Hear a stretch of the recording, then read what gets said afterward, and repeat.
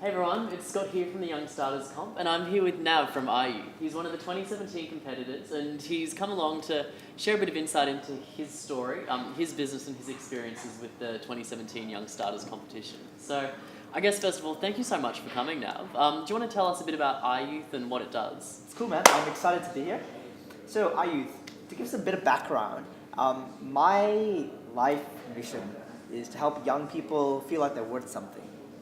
And this can be traced back years ago when I used to work with young people who had suffered from self-harm or suicidal or rape victims. Because I used to do stupid self-harm when I was a kid.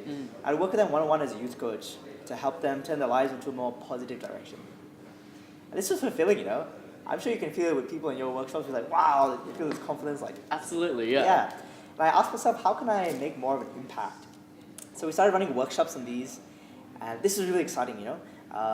14,000 people we presented to in 5 countries. It's like so exciting. It's phenomenal, yeah. Thanks, dude.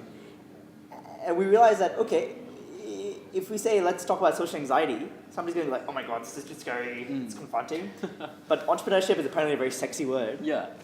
Yeah?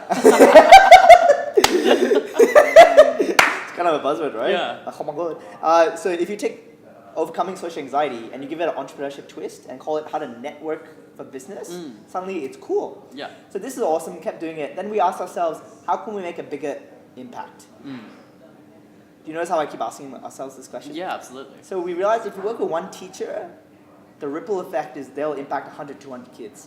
So moved more into professional development for teachers. Awesome. And now we're asking ourselves an even bigger question. How can we ensure that schools can save money, time, and stress on world-class professional development 24 hours a day, 7 days a week? Absolutely, yeah. And so we're developing a technical solution to allow that. Fantastic. That's really exciting. Thank you. So tell me a bit about iYouth and how you got started. Like, how old were you? What were you doing at the time? And I guess, yeah, how did it come about that you said, you know what, I'm going to start a business? How did it start, man? So, this is really interesting. I always knew, as I told you, my mission was to help young people feel like they're worth something, yeah? And so I had no preconceptions of making a business. I was just a normal guy. I was going about my day. I'm actually a big lover of music. Yeah. When I took my gap year, I was like, you know, I don't want to work Macca's. Yeah, absolutely. Yeah. You feel me, man? That's awesome. Yeah. So I did crazy things. I was a business studies tutor. I was a guitar tutor. I did data entry. I did magazine delivery. All these sort of random things, and just searching. And I was also working on my trade with the self-confidence side of things, helping kids. And then I went to an event called a Startup Weekend.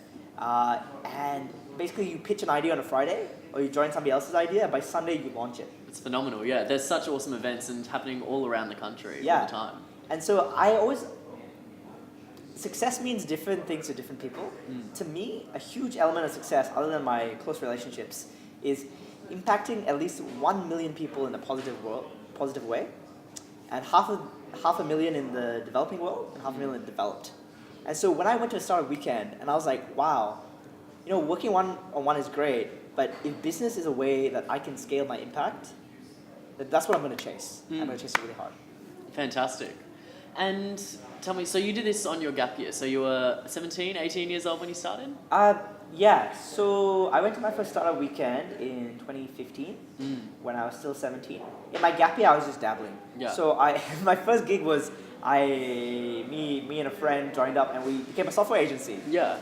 We became a software agency. That's awesome. And how do you start a software agency at 17? Obviously, you're dealing with clients. Yeah. That must think you're a really reputable business that has got loads of experience and a team of software developers. How did you go being a 17-year-old and having to run a business, talking to clients and everything like that? Dude, it's this really interesting concept that my level of self-doubt had not developed by that stage. I was like, why is this not possible? Yeah. Why not?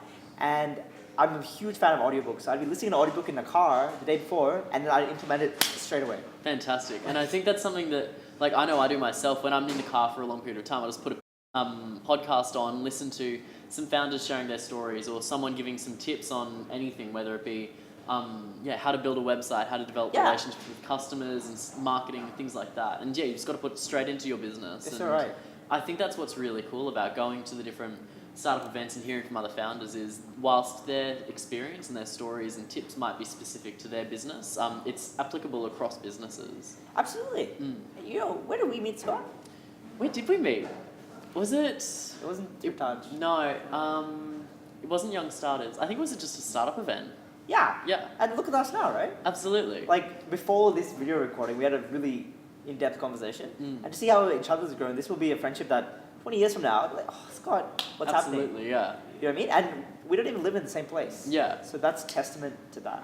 Yeah. I think this is really great saying. I want you to imagine that you're that you're a bunch of dry leaves. You know when you go camping? I mean, Yeah. I shouldn't say you go camping alone.